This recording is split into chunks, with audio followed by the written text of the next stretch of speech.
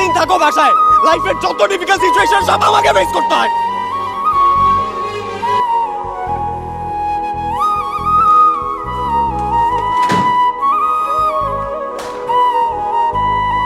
এই যে আমার ডিফিকাল্ট সিচুয়েশন, কি এটা?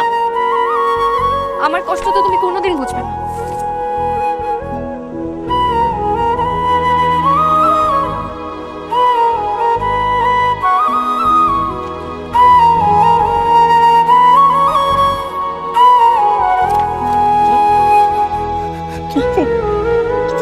তুমি তুমি না আমাকে আগে বলো, এত বড় একটা জিনিস আমার কাছে লুকাইছো না।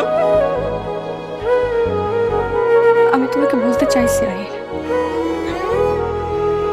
কিন্তু যতবার চেষ্টা করছি মনে হয়েছে যে তোমাকে যদি আমি বলি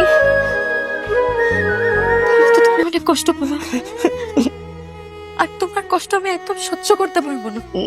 জান তোমার কিচ্ছু হবে না, জান তোমাকে আমি সুস্থ করে তোমাকে বাংলাদেশের বাইরে নিয়ে যাবো। জান আমি তোমাকে সুস্থ করে দেবো। কিচ্ছু হবে না রাহিল, কিচ্ছু হবে না, কোনো আশা নাই। আমার হাতে আর 1টা বছর সময় আছে।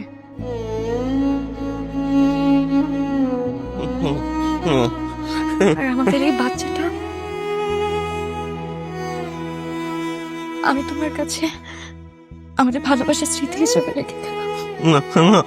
শুনো, যাতে আমি না থাকলেও এই বাচ্চাটাকে দেখে তোমার আমার কথা মনে পড়ে। জান তোমার কি আমি তোমাকে সুস্থ করবো, জান না আমার তুমিও বাঁচবা, আমাদের বাচ্চা।